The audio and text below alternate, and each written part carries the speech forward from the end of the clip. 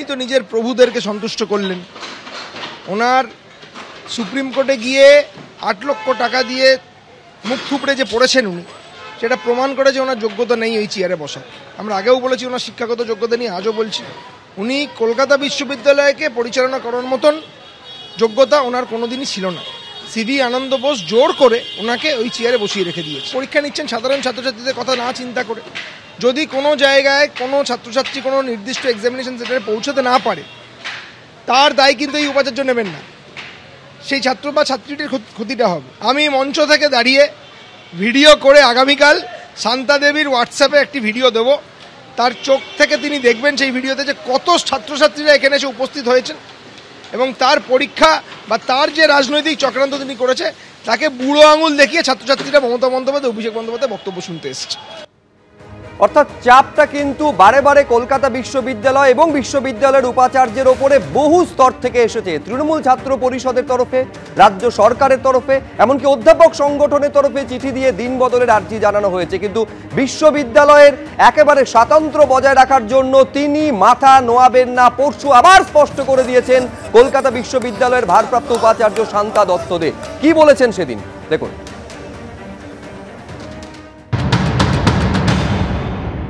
কোনো সিদ্ধান্ত সিন্ডিকেট না করে বদল করা যায় না, একদমই যায় না।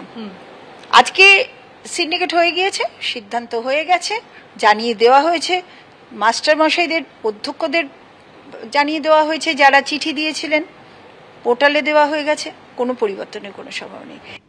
আর এইরকম একটা সংঘাতের আবহে আগামীকাল তৃণমূল ছাত্র পরিষদের প্রতিষ্ঠা দিবস। একবার দেখাও কৃষ্ণেন্দু যে প্রস্তুতি কোন পর্যায়ে চলছে এখন।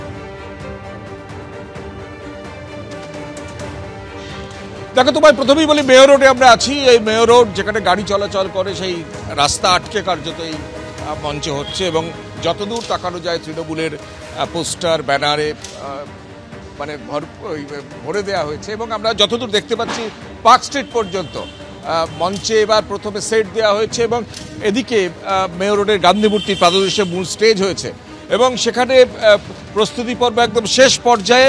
21শে জুলাইয়ের স্টাইলে এবার দূর দূরান্ত থেকে ছাত্ররা যারা আসছেন সেই ছাত্রদের রাখা হয়েছে এখানে ক্ষুদিরাম অনুশীলন কেন্দ্রে। এখানেও আমরা দেখতে পাচ্ছি যে পতাকা লাগানোর কাজ চলছে এবং ছাত্ররা এসে হাজির হয়েছে মেয়র রোডের একদম রাস্তায় যেখানে গাড়ি চলাচল করে, সেখানেই কার্যত বসে পড়ে তারা পতাকা এইভাবে টাকাচ্ছেন। বিবেকানন্দ কলেজ ঠাকুরপুকুর। পরীক্ষা নেই, একদম পরীক্ষার জন্য যারা আছে তাদেরকে আমরা বাড়িতেই রেখে এসেছি, তাদের পড়াশোনাতেই ব্যস্ত করে রেখেছি। এভাবে যাই হোক এক্সাম ফেলে অন্তত তৃণমূল ছাত্র পরিষদকে আটকানো যাবে না এবং আগামী দিনে তাদেরও যদি কোনো সমস্যা হয় আমরা ক্যালকাটা ইউনিভার্সিটির তরফ থেকে আমরা বিভিন্ন হেল্পলাইন নম্বর চালু করে রেখেছি। যে কোনো ক্ষেত্রে যে কোনো জায়গায় যে কোনো সমস্যা স্টুডেন্টদের পাশে স্টুডেন্টরাই আমরা থাকবো। দরকার হয় আমাদের নিজেদের গাড়ি ছেড়ে দিয়ে তাদেরকে গাড়ি তুলে তাদেরকে এক্সাম সেন্টারে পৌঁছে দেওয়ার দায়িত্ব আমাদের নিজেদের। রাজ্য সভাপতি নিজেও বলেছে আমরা নিজেরাও সমস্ত কিছুতে আমরা প্রস্তুত। দূর দূরান্ত থেকে ট্রেন থেকে শুরু করে বিভিন্ন লঞ্চঘাট থেকে শুরু করে অলরেডি মানুষজন আসতে শুরু করেছে। উত্তরবঙ্গ থেকে একাধিক জেলা অলরেডি ঢুকে গেছে। আমরা একটা বাংলা একটা নতুন উৎসব, নতুন আমেজের মতো পরিপূর্ণ হয়েছে। এই মঞ্চ থেকেই দাঁড়িয়ে ছাত্র সমাজ নতুন প্রতিজ্ঞা নিচ্ছে 26কে লক্ষ্য করে।